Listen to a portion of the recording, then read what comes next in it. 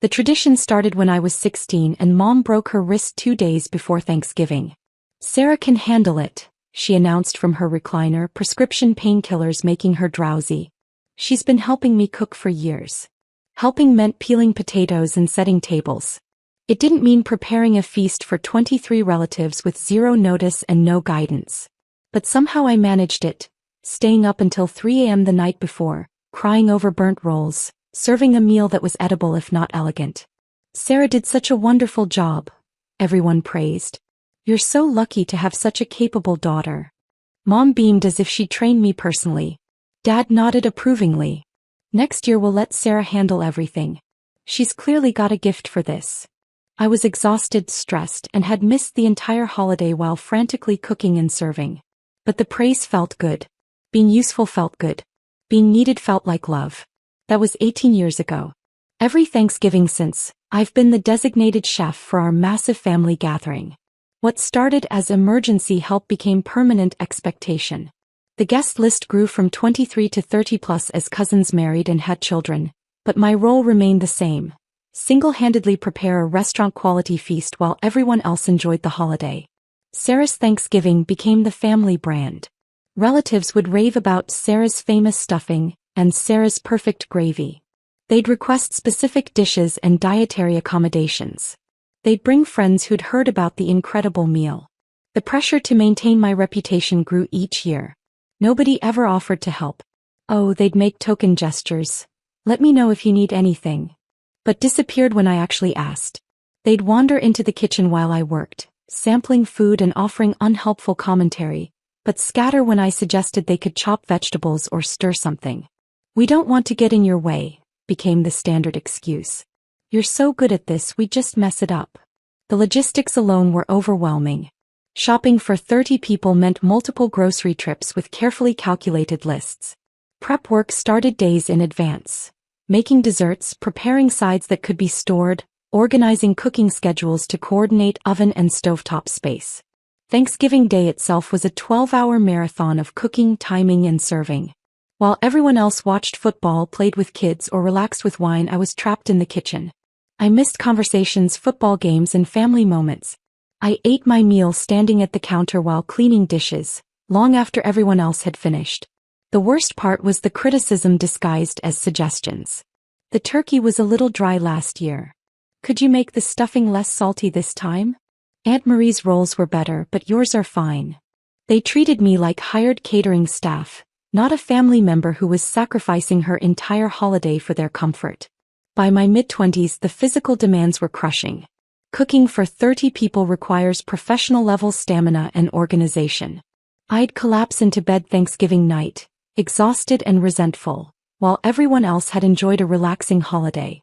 Friends would invite me to their Thanksgiving celebrations, but I always had to decline. "I can't, I'm cooking for my family." They looked puzzled. "Can't someone else cook? Or everyone bring something?" I'd never considered these options because my family had made it clear. Thanksgiving was my responsibility. Suggesting changes was met with horror. "But it won't be the same. You're so much better at it than anyone else." It's tradition. The tradition that mattered to them was receiving a perfect meal without effort.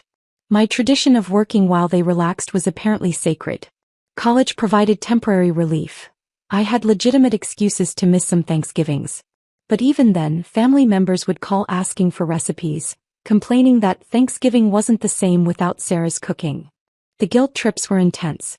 I was made to feel like I was abandoning family by pursuing my education. After graduation, there was no escape. I was back to full-time Thanksgiving duty, but now with added expectations. "You learned so much in college, I'm sure this will be even easier for you now." My career didn't matter. My relationships didn't matter. My own desire to enjoy a holiday didn't matter. What mattered was providing them with the perfect Thanksgiving experience they'd grown accustomed to. The breaking point built slowly over several years. Each Thanksgiving became more demanding as family members treated me less like a relative and more like a personal chef.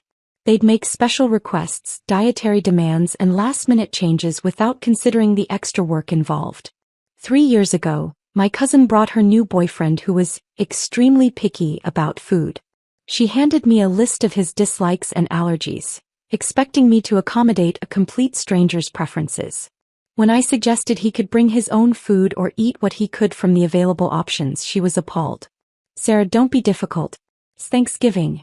Can't you just make sure there's something he can eat?" 2 years ago, my brother's wife decided to go gluten-free and expected me to prepare separate versions of every dish. When I explained that would double my workload, she accused me of being unsupportive of her health journey. Last year was the final straw. Dad handed me a list of 32 people 3 days before Thanksgiving. 8 more than I'd planned for. "Some folks are bringing friends," he explained casually. "I told them you wouldn't mind." I stood in my kitchen staring at that list, calculating the additional groceries, prep time and stress. I'd have to redo all my planning, buy more food and somehow accommodate 8 extra people with the same oven space and cooking schedule. "I do mind," I said quietly. "What?" "I mind. I can't cook for 32 people with 3 days' notice." Dad looked genuinely confused. "Sarah, you've always handled whatever we've thrown at you. What's different now?" What was different was that I was 34 years old and had spent 18 Thanksgivings working while everyone else celebrated. What was different was that I'd never had a relaxing holiday with my own family. What was different was that I was exhausted from being taken for granted. "I need help," I said. "Real help. Not people standing around offering to do anything while contributing nothing." "Well, you know how it is. Everyone has their own traditions and ways of doing things. It's easier if you just handle it." Easier for whom? Certainly not for me. That Thanksgiving was a disaster. I was overwhelmed, stressed, and resentful. The food was fine, but I snapped at people all day. I cried in the pantry while the turkey rested. I served dinner with red eyes and a fake smile, then locked myself in my room afterward. Multiple family members commented on my attitude problem and suggested I was getting too stressed about cooking. The solution, according to them, wasn't to reduce my workload. It was for me to handle stress better. In January, I started therapy. I needed help processing why I felt so angry and trapped by something I'd supposedly chosen to do. My therapist asked probing questions that revealed uncomfortable truths. "Do you enjoy cooking for your family?" I used to, years ago, when it was occasional help rather than mandatory labor. Now it felt like an obligation I couldn't escape. What would happen if you said no? They'd be disappointed, angry, and probably guilt me into compliance. Thanksgiving would be ruined, and it would be my fault. What if Thanksgiving was ruined? What would actually happen? People would have to figure out their own meal plans. They'd adapt. Life would continue. What do you want your Thanksgivings to look like? I wanted to enjoy the holiday. I wanted to spend time with family instead of working for them. I wanted to feel like a guest in my own life sometimes. My therapist helped me understand that I'd become trapped in a pattern of people-pleasing that had evolved into exploitation. My family had become accustomed to my sacrifice and now saw it as my natural role rather than a generous gift. We practiced setting boundaries and handling guilt trips. I learned to recognize the difference between helping family and being taken advantage of by family. I developed strategies for maintaining relationships while protecting my own needs. By October, I'd decided this would be my last Thanksgiving as sole chef. I would cook one final meal, announce my retirement from kitchen duty, and suggest alternatives for future years. But as Thanksgiving approached, the familiar pressure mounted. Dad presented the guest list, 30 people this year, with his usual assumption that I'd handle everything.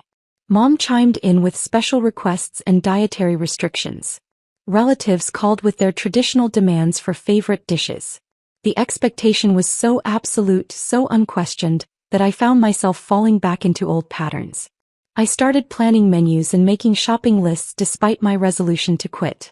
The momentum of 18 years was hard to break.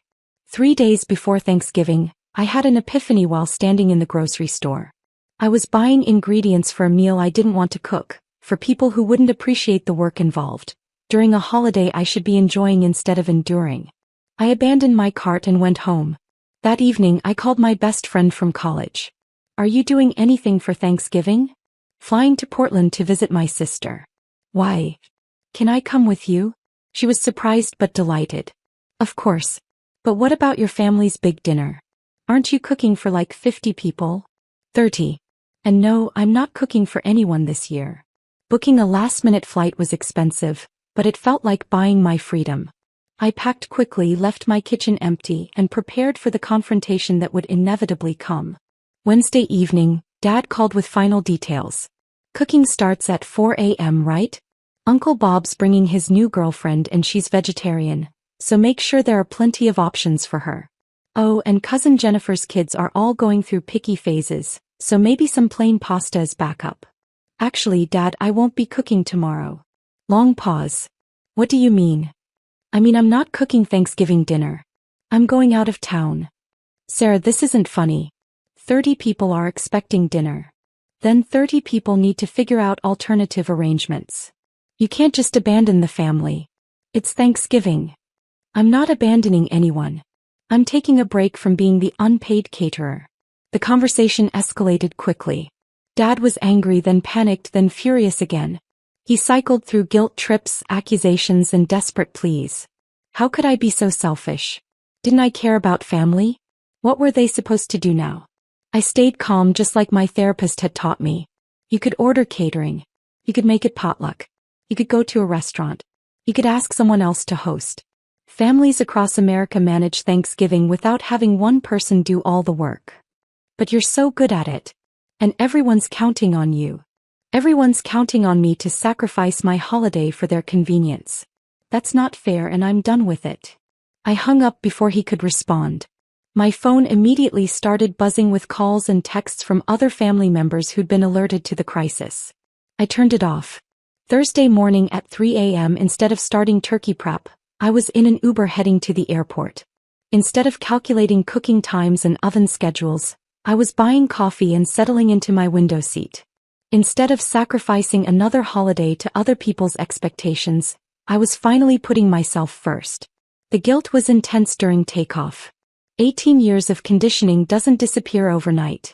I imagined the chaos back home as 30 people arrived expecting a feast and found empty kitchen. Part of me wanted to turn around and fix the situation I'd created. But a bigger part of me felt free for the first time in decades.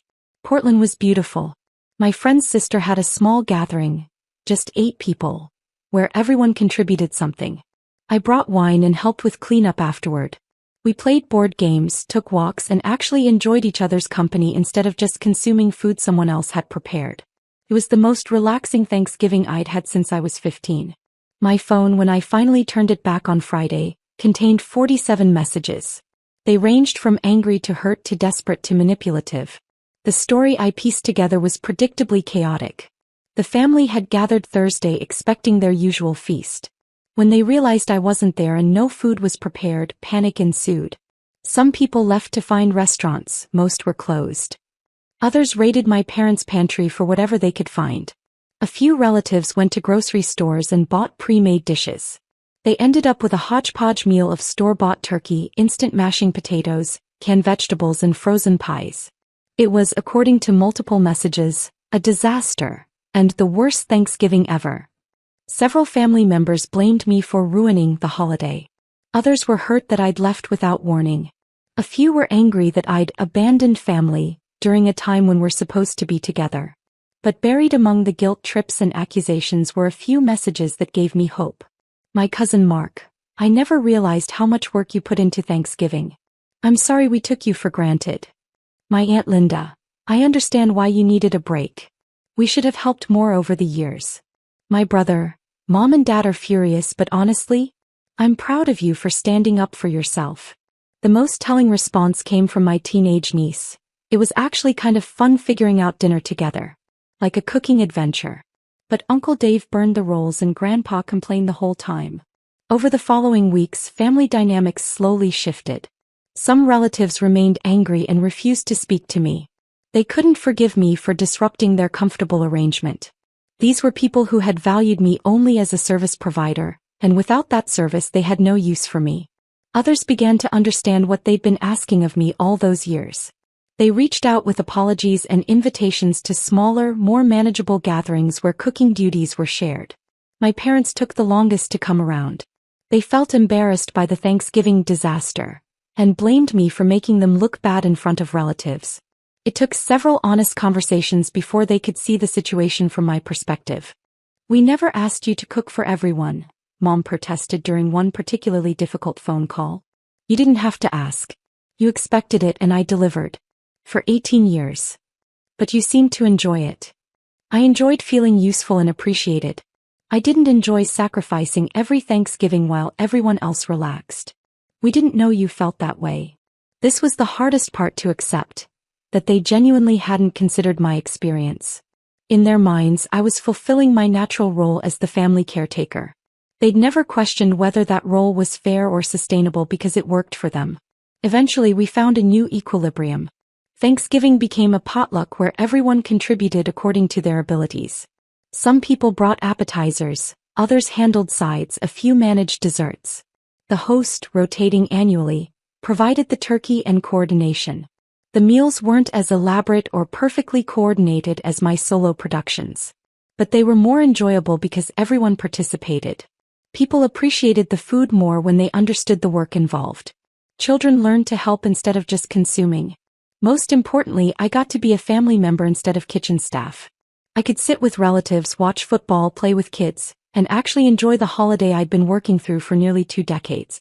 3 years later, our family Thanksgivings are smaller but warmer. Some relatives stopped attending when they couldn't get their perfect free meal, but the people who remained genuinely wanted to spend time together. We focus more on connection and less on consumption. I still cook, but as one contributor among many rather than sole provider. I make dishes I enjoy preparing and eat meals that are still warm. I have conversations during dinner instead of serving it. I participate in my own holiday. The Portland trip became an annual tradition. My friend and I alternate between visiting her family and exploring new cities during Thanksgiving week. It's my reminder that holidays can be about joy and discovery rather than obligation and exhaustion. My family now understands that my presence at their gatherings is a choice, not a given. That makes the time we spend together more meaningful because it's based on mutual enjoyment rather than one-sided service. Looking back, I realized that my Thanksgiving rebellion wasn't about abandoning family. It was about saving it. The old system was unsustainable and unfair. By refusing to continue enabling it, I forced everyone to find a better way. The people who truly cared about me adapted and apologized. The people who only valued my labor revealed their true priorities by cutting contact. Either way, I learned who my real family was. Today, I'm grateful for many things on Thanksgiving. The family members who love me as a person, not a service provider. The confidence to set boundaries even when it's difficult.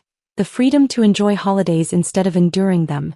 And the knowledge that choosing yourself isn't selfish, it's necessary. Sometimes the most loving thing you can do for your family is refuse to let them take advantage of you. It forces everyone to grow into healthier patterns and more authentic relationships. My kitchen is no longer a prison and Thanksgiving is no longer a source of dread. That's worth more than any perfectly prepared feast.